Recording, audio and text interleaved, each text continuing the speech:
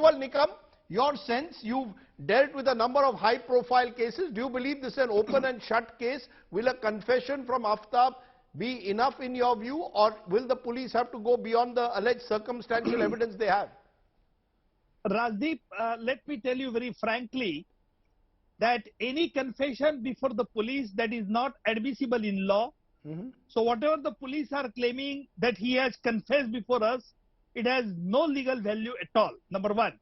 Number two, it is very apparent that this case completely rests on the circumstantial evidence, and therefore the police will require to collect the chain of the circumstances connecting the accused with the crime.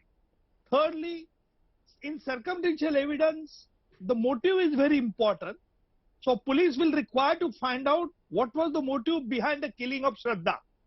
Number four, since the police have recovered certain parts of the human body at the instance of Aaftab, and if police found that certain part found in his freeze that match with the DNA of that body, particular part, then perhaps this is a conclusive evidence.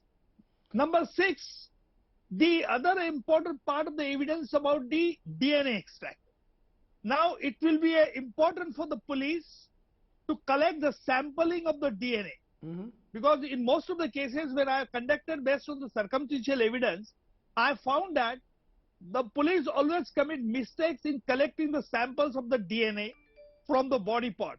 So police will require to take utmost care in preserving the sample to send it to the laboratory.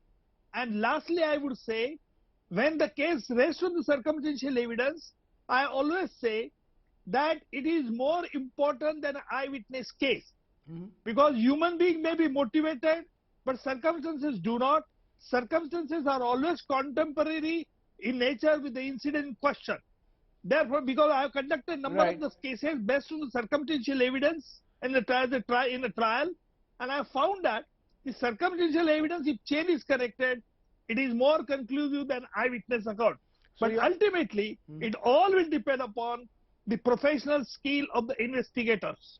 Let me just take what you said. You're giving us very interesting points, and you're saying that you need to really connect the dots. It's not enough to just have a confession. You're going to have to connect all the dots and therefore build a solid case.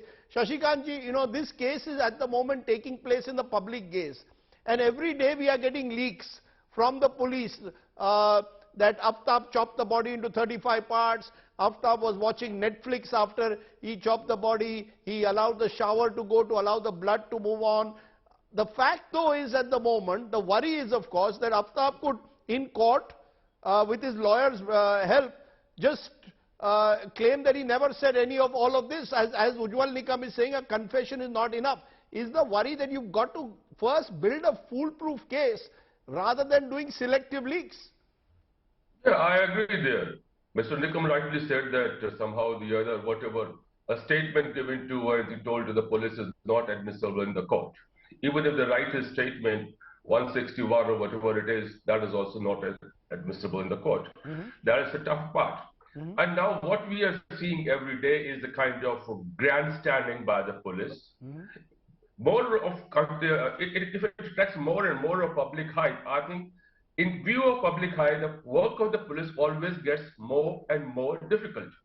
Because they are saying one thing, here I don't know. Nobody knows whether he did it all by himself or he had an accomplice. Supposedly he had an accomplice. Whatever is coming in the media, maybe he can destroy those evidence.